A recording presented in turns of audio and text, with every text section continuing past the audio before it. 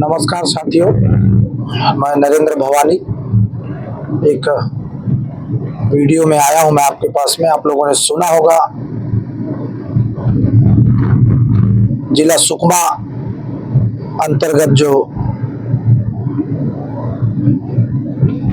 थाना किस्सानार का घटना के बारे में, किस्ताराम थाना पड़ता है, उस घटना के बारे में।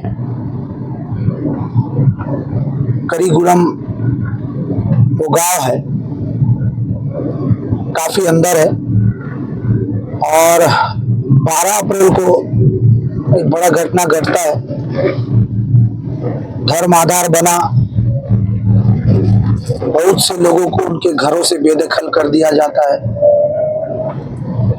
लेकिन 14 अप्रैल को स्थानीय जिला प्रशासन द्वारा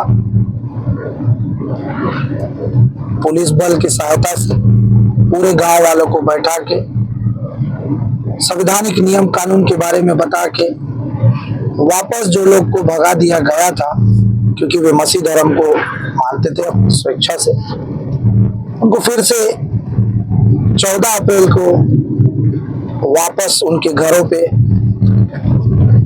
पुनः स्थापित करने का काम किया। सबसे पहले इसके लिए तो हम जिला प्रशासन का बहुत बहुत धन्यवाद देते हैं।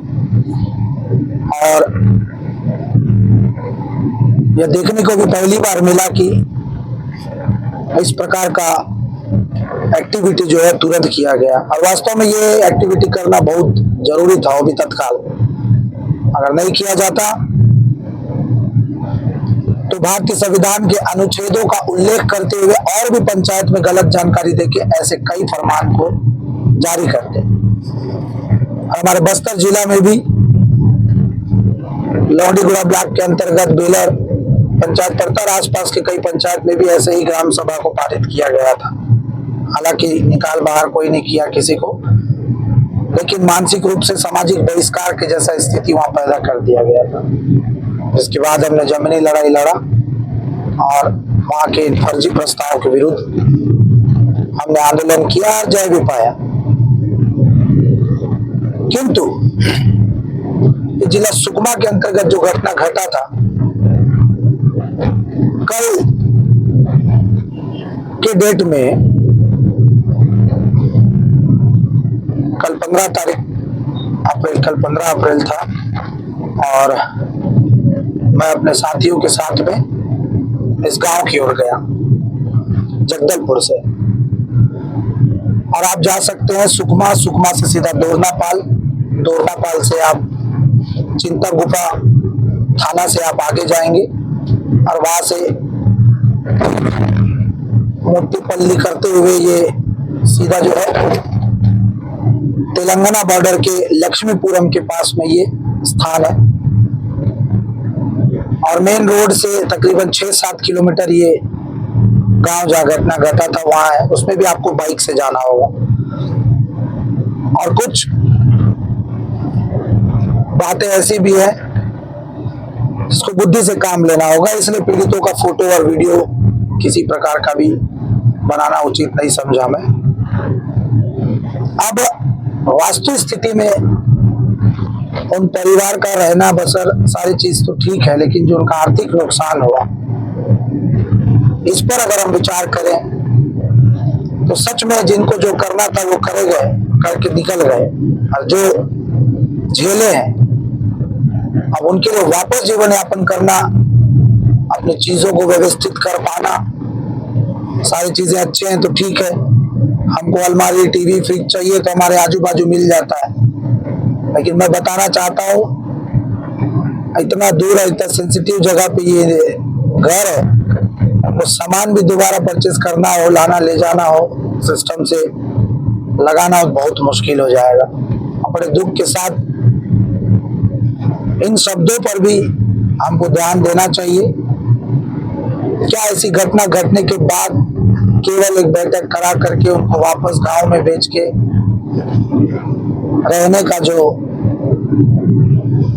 कार्य जिला प्रशासन ने किया वो सराहनीय तो है ही है, लेकिन हुआ उनका आर्थिक नुकसान पर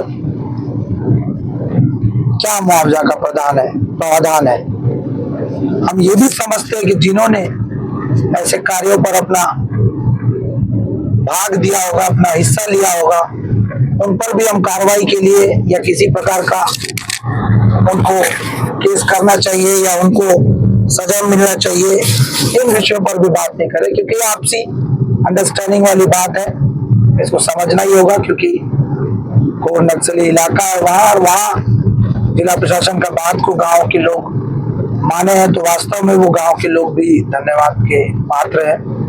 उनको भी हम धन्यवाद देते हैं कि जब उन्होंने नियम को जाना तो एक प्रकार से उनको अपने गांव में आने को दिया। अभी भी मैं ट्रैवलिंग कर रहा हूँ और रास्ते में ही हूँ मैं, कि काफी दूर सफर हो गया था। वापस आते समय मुझे तेलंगाना के बॉर्डर से होते हुए भद्राचलम जो रोड होता है, हैदराबाद रोड जिसको आप बोल सकते हैं, उस तरफ से मेरे को आना पड़ा, तो काफी लंबा रन करना पड़ा। और इसलिए मैं गाड़ी चलते चलते ही मैंने सोचा कि इस पे अपन बात करते हैं, क्योंकि एक दिन पहले मैंने हमारे लोग को, आप लोगों को बताया था वहां जा रहा हूँ। तो जाके आने के बाद साथियों बड़े दुखी मन से मैं बताना चाहूंगा आप लोगों को कि वे लोग का आर्थिक स्थिति बहुत तकलीफ में है, और इसके लिए स्थानीय जिला प्रशासन को मुआवजा के लिए या अन्य चीजों के लिए विचार करना चाहिए। इसका एक उदाहरण है कोंडागांव जिले का अमरावती इलाका में जब घर तोड़ फोड़ और मारपीट का घटना घटा था, जिसके बाद हमारे आदरणीय बड़े भाइयों ने इस घटना का बीड़ा को कांधे में उठा करके माननीय उच्च न्यायालय तक भी लेके गए थे। उच्च न्यायालय ने भी उनका रहने की जरूरी वस्तुएं और सारी चीजों के लिए उनके फेवर में निर्णय को दिया था, जिसके बाद जिला प्रशासन ने उनके लिए सारी चीजों का व्यवस्था को किया था।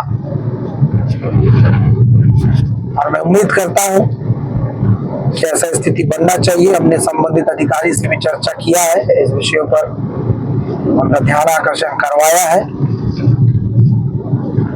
और हम क्षमा चाहेंगे कि वहां का वास्तविक स्थिति वीडियो और फोटो के माध्यम से हम आपको नहीं दिखा पा रहे, क्योंकि कंडीशन ऐसा नहीं है। हमको तो शहरों में रहना है, लेकिन ये लोग जो प्रभु को मान रहे हैं, विश्वास कर रहे हैं, अपना जान तक देने के लिए तैयार है, तो उनका सुरक्षा भी हमारा दायित्व बनता है। और इस तरह से ये घटना आप लोगों के सामने विस्तृत रूप से है। आपका निवेदन करूंगा कि आप प्रार्थना में याद रखें, और भी कहीं अगर घटना घटना है तो ये हमारा नंबर है, आप बिल्कुल हमसे संपर्क करें। छत्तीसगढ़ में कहीं भी हम आपके साथ हैं, और हमारे छत्तीसगढ़ युवा मंच संगठन के लिए भी आप प्रार्थना करें। लोग अपना हृदय को खोलें, हमें आशीर्वाद दें, साथ दें, ताकि हम ऐसा भाग दौड़ और भी भरपूर ताकत से कर पाए। आप सभी से निवेदन है, ये हमारा QR कोड है, जिसे भी लगता है आपको मदद करना चाहिए, हम आपका धन्यवाद देते हैं, आभारी रहेंगे। धन्यवाद। जय मसीह की, जय संविधान।